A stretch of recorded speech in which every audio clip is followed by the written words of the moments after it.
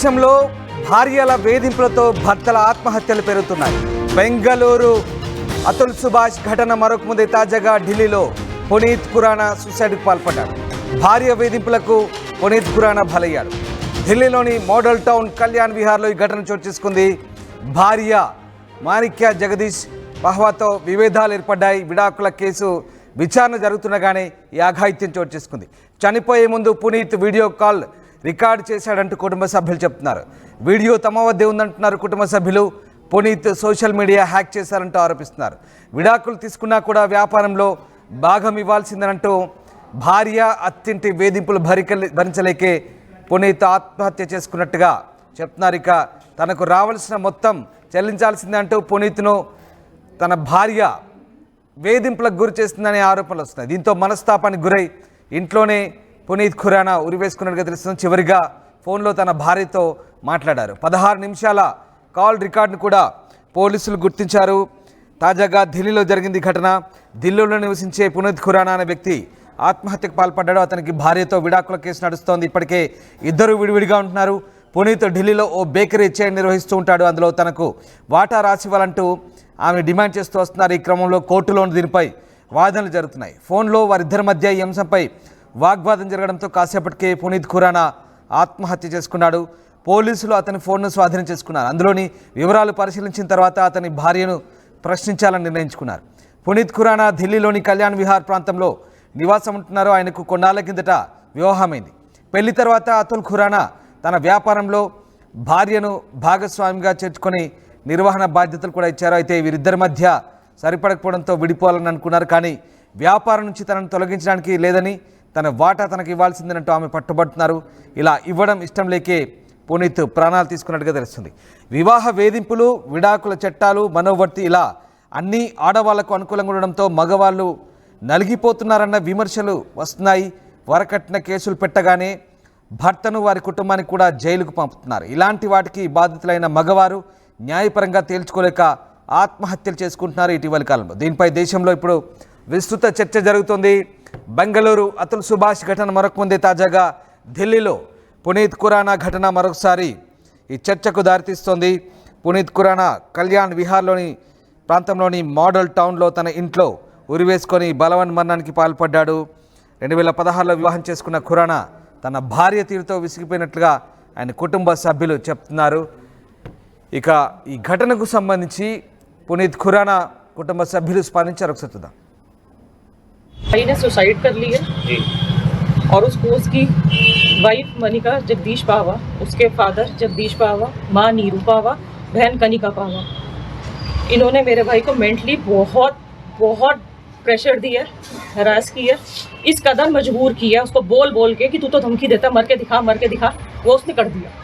तो मेरी आप लोगों से बस एक ही विनती है कि एक हमें जस्टिस मिले कब और जो कल्परेट है उनको सजा मिले. भाई ने सुसाइड कर ली है और उसको उसकी वाइफ मनिका जगदीश पावा, उसके फादर जगदीश पावा, माँ नीरू पावा, बहन कनिका पावा, इन्होंने मेरे भाई को मेंटली बहुत बहुत प्रेशर दिया, हरास किया, इस कदर मजबूर किया उसको बोल बोल के कि तू तो धमकी देता, मर के दिखा, वो उसने कर दिया.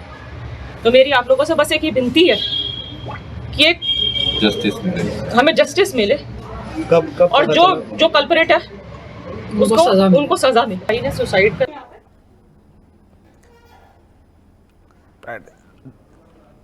ఢిల్లీలో ఈ ఘటనకు సంబంధించి ఖురానా కుటుంబ సభ్యులైతే ఆమె భార్య వేధింపులే కారణమని ఆరోపిస్తున్నారు. అత్తింటి అలాగే భార్య వేధింపులే కారణమని ఆరోపిస్తున్న నేపథ్యంలో ఆయన భార్య కూడా స్పందించారు. ఆమె ఏం మాట్లాడిందో ఒకసారి చూద్దాం.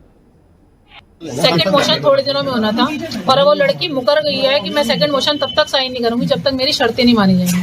उसने 5 शर्तें लिख के भेजी हैं, व्हाट्सएप करी है हमें सबूत के तौर पे, जो लिखी हुई है कि ये हर महीने मुझे 70,000 रुपये देगा, जबकि ये फर्स्ट मोशन में उसने कहीं पे भी नहीं लिखा है. जो चीज़ें पहले डिसाइड हो चुकी हैं वो अपनी बातों से मुकर रहे थे, ठीक है ना. और दूसरा ये माफ़ीनामा दे रिटर्न डॉक्यूमेंट में कि इसने मेरे बाप के साथ गलत बोला या कुछ भी, जबकि वो ऐसा नहीं था बिल्कुल भी. देखो जब आप किसी को कुछ कहोगे तो थोड़ा तो कोई कुछ बोलेगा ना. बहुत ज़्यादा हरासमेंट कर रखा था. 5 शर्तें हमारे पास उसकी लिखी हुई हैं. ठीक है ना, कि मेरे वकील की भी फीस ये देगा और अपने वकील की भी फीस देगा। मतलब वो इतने गए गुजरे थे, इतने तुच्छे थे कि उनके पास इतना पैसा भी नहीं, वो अपनी वकील की भी फीस है। हैंगिंग से पहले रात को बात हुई है? रात को बात हुई है, रात को बहुत लड़ाई करी है उसने, इससे बहुत गालियां दी हैं, जो हमारे पास वीडियो रिकॉर्डिंग है, जो हमें उसने ऑडियो रिकॉर्डिंग है सॉरी, और उसने बहुत गालियां दी हैं, काफी गलत बोला है। और बता रहे हैं वॉइस रिकॉर्डिंग उसने खुद ही भेजी है? हाँ जी, उसने खुद ही भेजी है कि देखो जी तुम्हारे लड़के ने ऐसे मुझे फोन किया, नॉर्मल बात हुई है, आप वो ऑडियो रिकॉर्डिंग भी हम सेंड कर देंगे, कोई दिक्कत नहीं है। आप सब पूरा अगर दुनिया सुनेगी तो साफ पता लग जाएगा कल्प्रिट का। कैसे लड़की बोलती है, लड़के वालों को परेशान करती है और लड़के में आत्महत्या करती है। इतना कर दिया कि बिल्कुल लड़का हमारा खत्म ही हो गया, खा गए। दो दोस्त हैं बता रहे हैं वॉइस रिकॉर्डिंग में ये भी बोला गया है कि यूट्यूब पे चेक कर लेना मेरा अंजाम जो होगा, मैं जो करने जा रहा हूँ, इस तरह का कुछ है। हाँ, इस तरह का भी है। मतलब इतनी हरासमेंट, अब या तो हमारा लड़का तो वापस आता नहीं जी, अब बता दो कैसे होना है कैसे नहीं। तो आपको लगता है कि जैसे जो बेंगलुरु में कांड हुआ था इसी तरह से इसको हो सकता है? बिल्कुल बिल्कुल हरासमेंट है, तभी तो उसने ये एक्सेप्ट किया, नहीं तो वो इतना हरासमेंट के वो लड़का इतना कमजोर नहीं था। రైట్, విడాకులు తీసుకున్నప్పటికీ భార్యాభర్తల మధ్య బిజినెస్ వ్యవహారాల్లో భాగస్వామ్యం గురించి వచ్చినటువంటి విభేదాలే ప్రస్తుతం అతని ఆత్మహత్య కారణమని తెలుస్తోంది. బెంగళూరులో అతుల్ సుభాష్ మరణం తర్వాత జస్టిస్ ఈజ్ డ్యూ అనే హ్యాష్ ట్యాగ్ ఇప్పటికీ సోషల్ మీడియాలో ట్రెండ్ అవుతుంది. తాజాగా పునీత్ ఖురానా మరణంతో ఇది మరింత ఊపందుకుంది. భార్యల బాధితులు దేశంలో పెరుగుతున్నారంటూ సోషల్ మీడియాలో విస్తృత చర్చ సాగుతోంది. రైట్, మా కరెస్పాండెంట్ గోపి జైన్ అవుతున్నారు. గోపి, అతుల్ సుభాష్ బెంగళూరు ఘటన మరొక ముందే తాజాగా ఢిల్లీలో మరొక భార్య బాధితుడు బలవన్మరణానికి పాల్పడ్డ ఘటన ఇప్పుడు దేశవ్యాప్త చర్చకు దారితీస్తోంది. అసలు ఏం జరిగింది? రామ్దాస్ 498A మిస్యూజ్ అవుతుంది అంటూ కూడా గత కొద్ది కాలంగా కోర్టులు కూడా చెప్తూ ఉన్నాయి. అయితే తాజాగా ఢిల్లీలో జరిగిన ఘటన మరొకసారి ఈ యొక్క భార్య వేధింపులకు సంబంధించిన ఘటన అని చెప్పుకోవచ్చు. ఎందుకంటే విడాకులు తీసుకున్న తర్వాత కూడా తనకు రావాల్సిన డబ్బులు మొత్తంగా ఇవ్వాలంటూ కూడా ఆయనను వేధించడము, ఈ సందర్భంగా ఆయన పలుమార్లు కూడా డబ్బులకు సంబంధించిన అంశంలో తను విడాకులు తీసుకున్న భార్యకు కూడా అనేక మార్లు నచ్చజెప్పే ప్రయత్నం చేశాడు. డబ్బులు వచ్చిన తర్వాత ఖచ్చితంగా ఇస్తాను, ఇలా ఇదే విధంగా వేధింపులకు గురి చేస్తే కనుక నేను ఆత్మహత్య చేసుకుంటానంటూ కూడా గతంలో కూడా ఆయన అనేక సార్లు చెప్పిన పరిస్థితి ఉంది. అయితే ఏది ఏమైనా డబ్బులు ఇవ్వాల్సిందే అంటూ కూడా భార్య వేధింపులు ఇంకా తగ్గకపోవడంతో ఆయన ఒకసారిగా ఆత్మహత్యకు పాల్పడడం జరిగింది. భార్య మాణిక్ జగదీష్ తో విభేదాలు, అదే విధంగా విడాకుల కేసు విచారణ జరుగుతుండగానే ప్రస్తుతం ఆయన ఆత్మహత్య చేసుకోవడం మరొకసారి సంచలనంగా మారిందని చెప్పుకోవచ్చు. బెంగళూరు ఘటన తర్వాత ఢిల్లీ దేశ రాజధానిలో ఈ ఘటనతోటి మరొక మారు 498A మిస్యూజ్ కు సంబంధించి మరొక మారు దేశవ్యాప్తంగా చర్చ అయితే కొనసాగుతుంది. అయితే మాణిక్ పునీత్ను గత కొద్ది కాలంగా వేధింపులకు గురి చేస్తుంది. దీంతో ఆయన మనస్తాపానికి గురై ఇంట్లోనే ఉరి వేసుకున్నాడు. అయితే చివరిగా తన భార్యతో 16 నిమిషాల కాల్ రికార్డును కూడా పోలీసులు గుర్తించారు. ఆమెతో మాట్లాడినట్టు, ఆమె ఇతో ఏం మాట్లాడాడు, ఎటువంటి భావోద్వేగానికి గురై ఆయన ఆత్మహత్యకు పాల్పడ్డాడు అన్న దానిపైన ప్రస్తుతం ఇంకా పోలీసులు ఎటువంటి సమాచారం ఇవ్వట్లేదు. కేసు దర్యాప్తు అయితే కొనసాగుతుంది. ఇదేమైనా దేశవ్యాప్తంగా మరొక మారు 498కి సంబంధించిన అంశం తెరపైకి వచ్చింది. భార్య భర్తలు మనస్పర్ధలతోటి ఒకరికొకరు దూరంగా విడిపోయే ప్రక్రియ కావచ్చు, లేదా కొంత ఏదైతే 498A సెక్షన్ ని పెట్టడం యొక్క ముఖ్య ఉద్దేశాన్ని మాత్రం ప్రస్తుతం మిస్యూజ్ అవుతుందనేదే దేశవ్యాప్తంగా అయితే చర్చ జరుగుతుంది. ఆడవాళ్లకు కొంత రక్షణ కల్పించాలి, అత్తవారింట్లో వేధింపులు తగ్గాలన్న సదుద్దేశంతో చేసిన ఈ 498A సెక్షన్ ప్రస్తుతం మిస్యూజ్ అవుతుంది. భర్తలను విడాకులు కోరుకున్నప్పటికీ ఇద్దరు మ్యూచువల్ కన్సర్న్స్ లో విడాకులు కోరుకుంటున్నారు. భార్య భర్త ఇద్దరు ఉద్యోగం చేస్తున్న మనోవర్తి అడగడము, అదే విధంగా అతన్ని ఇప్పుడు ప్రస్తుతం ఈ కేసులో గనక అతన్ని బిజినెస్ లో కూడా భాగస్వామ్యం ఇవ్వాల్సిందే అంటూ కూడా ఆమె పట్టుబడడం జరిగింది. గత కొద్ది కాలంగా బిజినెస్ లకు సంబంధించిన అంశంతో ఆమె అతన్ని వేధింపసాగింది. విడాకుల కేసు కోర్టులోనే నడుస్తూ ఉంది. విడాకులకు సంబంధించిన అంశం కోర్టు పరిధిలో ఉంది. కాంపన్సేషన్ గురించి ఆమె మాట్లాడుతున్నారు.